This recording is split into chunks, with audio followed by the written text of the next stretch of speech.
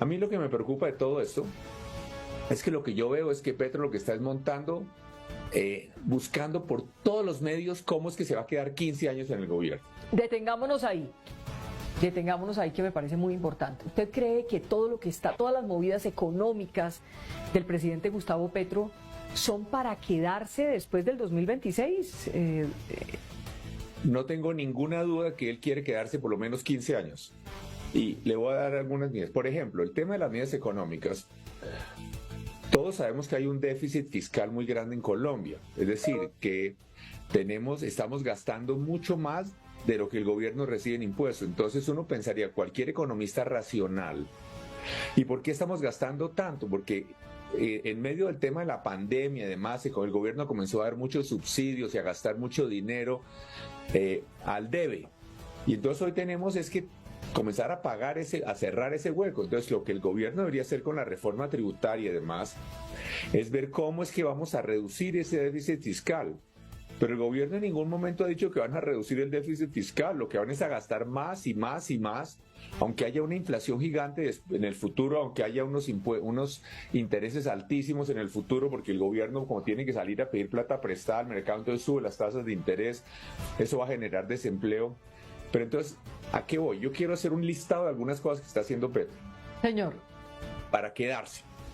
A ver. Él, por ejemplo, nos ha dicho en sus discursos que las instituciones no sirven para nada, que las instituciones colombianas, que todas las leyes que han sido hechas en los últimos 200 años por unos oligarcas que explotan a los pobres. Bueno, es decir, no tienen ninguna legitimidad, no hay por qué defender la Constitución y las leyes porque han sido hechas por unos oligarcas para su propio beneficio, no para el beneficio de los ciudadanos, lo que es completamente falso, porque aquí los ciudadanos de menores recursos están infinitamente mejor que hace 20, que hace 30 años. Pero entonces, si no hay que respetar las instituciones, miremos qué otra cosa él dice. Dice que la gente tiene que salir masivamente a las calles. Millones de ciudadanos tienen que salir a las calles.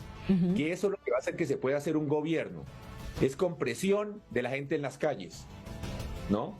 Entonces, también quería, y un mico que le pararon, que trató de meter en la ley, era que el presidente pudiera perdonar a los que hicieran cualquier salvajada, cometieran cualquier delito en estas manifestaciones. Tercero, nos anuncia, por ejemplo, que va a gastar $1 billón. $1 billón es algo gigantesco. $1 billón es más que el presupuesto de casi la totalidad de los municipios colombianos, exceptuando tal vez, es más que la totalidad. Por ejemplo, el presupuesto de inversión de Boyacá. El presupuesto de inversión de acá es como 600, 700 mil millones de pesos. $1 billón es más que el presupuesto de inversión de Boyacá. Y él nos dijo, el presidente, que se lo iba a gastar pagándole a delincuentes, a exdelincuentes, para que dejaran de delinquir. Pero entonces, ¿qué es lo que vamos a tener? Unos exdelincuentes hiperpetristas con sueldo del gobierno, que cuando alguien salga a hacer una manifestación en contra del gobierno van y les van a pegar, ¿no?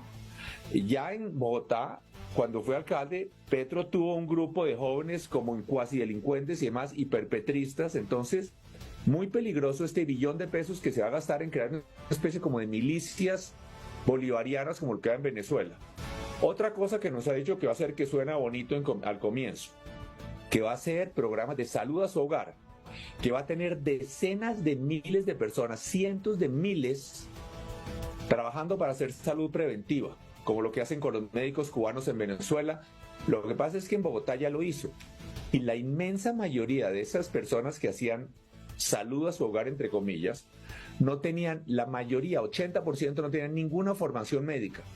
Ni eran médicos, ni enfermeras, ni tenían ninguna formación, eran simplemente líderes políticos. Entonces lo que él está es montando con plata del gobierno, va a tener decenas de miles de personas, llegándole a la gente, a los últimos rincones de Colombia, haciendo trabajo político petrista.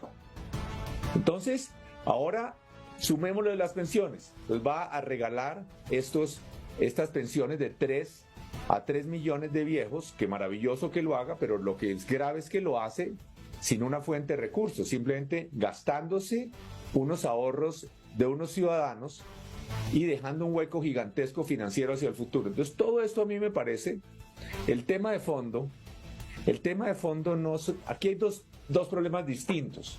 Uno son la cantidad de locuras económicas que está haciendo el gobierno, que está Y si creen que yo estoy exagerando, preguntémosle a cualquier empresario en Colombia, si siente que hoy hay un ambiente más favorable para hacer inversión, crear empresa y generar empleo, o si hay menos. Preguntémosle. Si creen que es politiquería mía, exageración mía, que cualquiera de los que le oye a usted, Vicky, que le pregunte a un empresario, a los dueños de cualquier negocio en el barrio, a los empresarios de la empresa donde trabajan, si sienten que hoy hay mejores condiciones para hacer más inversión y generar más empleo o menos. Pero entonces esa es una parte, el problema económico, que como digo se va a desagravar hacia el futuro.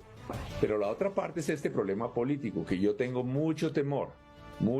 Ahora, por ejemplo, vemos la negociación de la paz total. ¿Quiénes son los que van a negociar la paz total? Son personas que han sido totalmente críticas del gobierno, son personas radicales, ¿no? Como el senador Cepeda. Y en el acuerdo de paz pueden meter cualquier locura, ¿no? Pueden meter, por ejemplo, sí, hacemos la paz, pero sí, cualquier propietario de tierra que tenga más de 20 hectáreas tiene que repartir la mitad de su finca y regalar la mitad de su finca para que hagan reforma agraria o cualquier cosa que se les ocurra. Pero entonces, insisto, la primera parte es la discusión económica, que casi que ya no importa.